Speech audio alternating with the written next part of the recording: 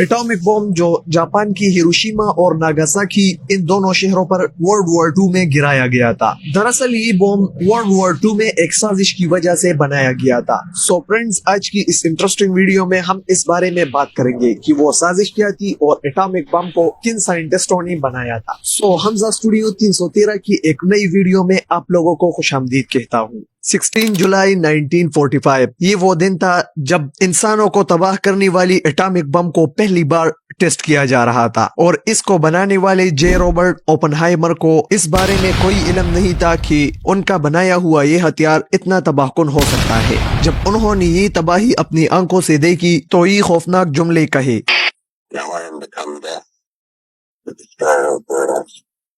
दोस्तों, ओपनहाइमर ने अपनी जिंदगी में कारनामे तो बहुत किए थे, लेकिन इनको हमेशा फादर ऑफ एटॉमिक बॉम्ब से हिस्ट्री में याद किया जाता है। ये साइंटिस्ट 1904 को पैदा हुए। उनको केमिस्ट बनने का बहुत शौक था, जो उन्हें हार्वर्ड यूनिवर्सिटी ले गया। एडमिशन मिलती ही ये बीमारी की वजह से 1 साल क्लासेस न ले पाए, लेकिन फिर भी 4 साल की डिग्री 3 सालों में कंप्लीट करने में कामयाब हुई। इनको फिजिक्स में भी बड़ी दिलचस्पी थी, इसलिए हार्वर्ड यूनिवर्सिटी से फारिग होती ही थ्योरेटिकल फिजिक्स पर रिसर्च के लिए जर्मनी की कोटिंगन यूनिवर्सिटी चले गए। रिसर्च कंप्लीट करने के बाद वापस यूएस आ गए और यहाँ पर भी अपनी रिसर्च पर और ज्यादा काम करने लगे। यहाँ तक उनका एटॉमिक बॉम्ब से दूर दूर तक कोई वास्ता नहीं था। लेकिन फिर हिटलर का यूरोप में राज शुरू हो गया और उसने चंद जर्मन साइंटिस्ट को यह टास्क दिया कि वो दुनिया की सबसे खतरनाक बॉम्ब बनाए, और इसी को तो कहते हैं प्लानिंग। यही वो साजिश थी जो हिटलर ने की थी एटॉमिक बॉम्ब बनाने के लिए। और अब एंट्री होती है अल्बर्ट आइंस्टाइन की। हिटलर इनसे एटॉमिक बॉम्ब बनाना चाहते थे, लेकिन अल्बर्ट आइंस्टाइन इससे वाकिफ नहीं थे और उन्होंने इसे एक बहुत बड़ा खतरा समझकर अमेरिका के प्रेसिडेंट रोजवेल्ट को एक खत लिखकर कहा कि हमें भी ऐसा वेपन तैयार कर लेना चाहिए, वरना कल को हम पर हिटलर हावी हो सकता है। आइंस्टाइन का ये खत पढ़कर अमेरिकन प्रेसिडेंट ने फौरन एक्शन लिया और यूएस मिलिट्री को फौरन एटॉमिक बॉम्ब पर रिसर्च करने का ऑर्डर दिया, और इस प्रोजेक्ट को मैनहट्टन प्रोजेक्ट के नाम से आज याद किया जाता है। ऐसा माना जाता है कि एटॉमिक बॉम्ब कभी बन ही नहीं पाता अगर आइंस्टाइन अमेरिकन प्रेसिडेंट को ये खत ना लिखते। खैर, होना तो ये चाहिए था कि यूएस आर्मी मैनहट्टन प्रोजेक्ट के लिए आइंस्टाइन को चुनती, क्योंकि उन्होंने ही अमेरिकन प्रेसिडेंट को ये लेटर लिखा था। लेकिन ऐसा नहीं हुआ। आइंस्टाइन का बैकग्राउंड दरअसल जर्मनी से था और यूएस आर्मी को ये डर था कि आइंस्टाइन हमसे कोई चाल चल रहा है, इसलिए मैनहट्टन की सरबराही ओपनहाइमर को दी गई। ओपनहाइमर भी आइंस्टाइन की व्यू से इत्तेफाक रखते थे, क्योंकि वो भी चाहती थी कि अमेरिका एटॉमिक बॉम्ब बना ले। इस प्रोजेक्ट के लिए उन्होंने न्यू मैक्सिको में एक शहर बनाया जिसे लॉस एलमोस कहा गया। यूएस आर्मी ने इस प्रोजेक्ट पर बेतहाशा पैसा उड़ाना शुरू कर दिया। 1945 में इस प्रोजेक्ट पर $2 बिलियन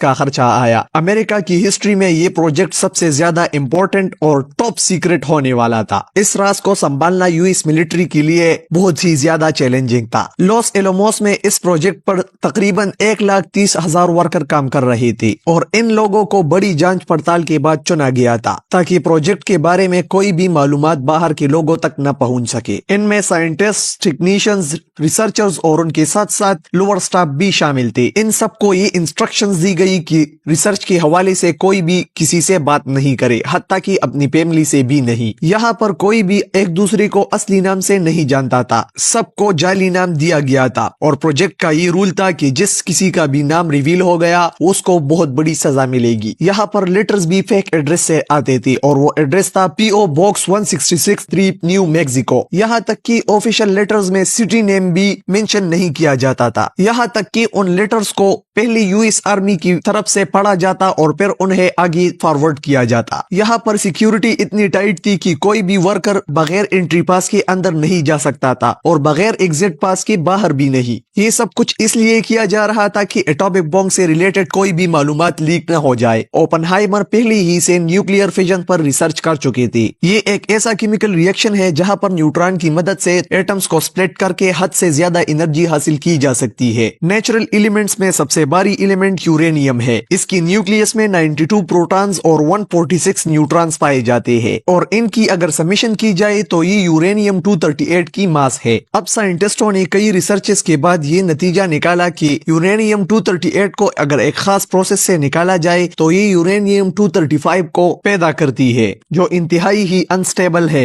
और अगर इससे एक न्यूट्रॉन को कोलाइड किया जाए तो इससे हाई अमाउंट में एनर्जी निकलती है और इस स्प्लिटिंग से दूसरे न्यूट्रॉन निकलते हैं जो कि दूसरे यूरेनियम 235 से कोलाइड करके और ज्यादा एनर्जी पैदा करते हैं और इस तरह ये चेन रिएक्शन खुद ब खुद ही बढ़ता रहता है और इसी तरह कुछ माइक्रो सेकंड में ही ये रिएक्शन कंप्लीट हो जाता है और इससे हाई अमाउंट ऑफ एनर्जी निकलकर सामने आती है। आप सिर्फ इस बात से अंदाजा लगा ले कि 1 kg atomic bomb 3500 kg TNT bombs के बराबर जितनी तबाही करता है। यानी लिटिल बॉय बॉम्ब जिसने जापान के शहर नागासाकी को राख में तब्दील किया था, अगर इतनी ही तबाही अमेरिका को TNT बॉम्ब से करानी पड़ती तो वो 1.5 करोड़ किलोग्राम TNT बॉम्ब्स को जापान पर गिराते। अमेरिका को मैनहट्टन प्रोजेक्ट कंप्लीट करने की बहुत जल्दी थी क्योंकि एक तरफ वर्ल्ड वॉर 2 चल रही थी और दूसरी तरफ उनको ये खतरा था कि हिटलर उनसे पहले ये बॉम्ब ना बना ले। आखिरकार 16 जुलाई 1945 को दुनिया का सबसे पहला एटॉमिक बॉम्ब तैयार हो चुका था और अब वक्त था इस बॉम्ब को टेस्ट करने की। और जब इस बॉम्ब को टेस्ट किया गया, ओपनहाइमर समेत कुछ और साइंटिस्ट भी इस बॉम्ब से खौफजदा हो गए। ह्यूमन सिविलाइजेशन को बर्बाद करने वाला ये पहला बॉम्ब था जो इंसानों के हाथ अब लग गया था। इसके इंसानों पर क्या असरात बर्पा हो सकते हैं ये जाने बगैर ही अमेरिका ने अगले ही महीने जापान के शहर नागासाकी और हिरोशिमा पर ये बॉम्ब गिरा दिए। इन दोनों हमलों में 2.5 लाख से भी ज्यादा लोग अपनी जानों से हाथ धो बैठे।